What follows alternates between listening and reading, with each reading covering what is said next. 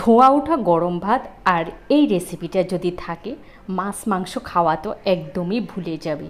তো আমরা সাধারণত এই ডালটা খেয়ে থাকি নিরামিষ। বিশ্বাস করো, পেঁয়াজ রসুন দিয়া এই ডালটা একবার মাংসের স্বাদে রান্না করে দেখো, এতটাই লোভনীয় হয় যে তোমরা মাছ মাংস খাওয়া একদম ভুলে যাবে। তো এই রেসিপিটা আমি কিভাবে তৈরি করেছি, তো তোমরা আমার সাথে থাকো। ছোট্ট একটা ভিডিওটা ভালো লাগলে লাইক কমেন্ট শেয়ার করতে ভুলো না। চ্যানেলটা সাবস্ক্রাইব করে আমার পাশে থাকো। এখানে আমি নিয়েছি ছোলার ডাল।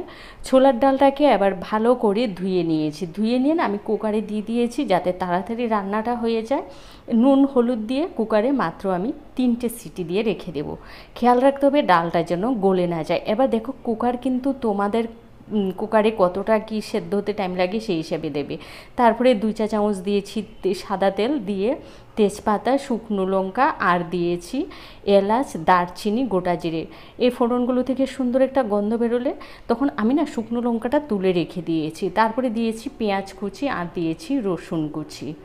ওফো, এই ডালে এই জিনিসগুলো থাকলে না দুর্দান্ত লাগে। এবার এগুলোকে একটু লাল লাল করে আমি ভেজে নিয়েছি। ওই ধরো পেঁয়াজ বেরেস্তা যেভাবে করি সেভাবে, আর খানিকটা না আমি তুলে রেখে দিয়েছি। এবার দিয়েছি 1 চা চামচ রসুন বাটা আর দিয়েছি একটা বড় সাইজের টমেটো কুচি। তোমরা চাইলে এখানে পেস্টও দিতে পারো। তো এবার আমি বেশ ভালো করে ভেজে নেব, টমেটোটা যাতে একটু নরম হয়ে যায়।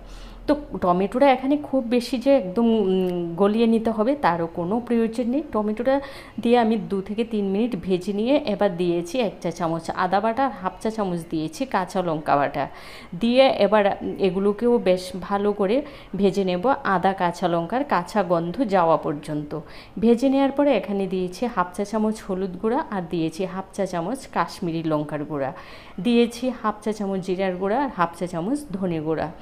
এগুলো দিয়ে মশলাটাকে আমি 3 থেকে 4 মিনিট কষিয়ে নেব। মশলা কষাতে কষাতে যখন ওই মশলা থেকে একটু তেল ছেড়ে আসবে, তারপরে আবারও একটু দিয়েছি স্বাদ মতো নুন। খেয়াল রাখতে হবে নুন কিন্তু আমরা আগে ডাল সেদ্ধের সময় দিয়েছি। এবার দিয়ে বেশ ভালো করে নুনটা মশলার সাথে মিশিয়ে নিচ্ছি।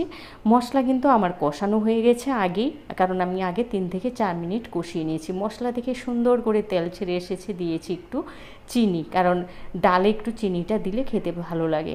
তো এখানে ওই যে ডালটা, ছোলার ডালটা সেদ্ধ করেছি সেখান থেকে না খানিকটা ডাল নিয়ে পুরোটা পেস্ট করে নিই, আধা ভাঙা করে একটু পেস্ট করে নিয়েছি। এতে কী হয়, ডালের ঘনত্বটা হয়।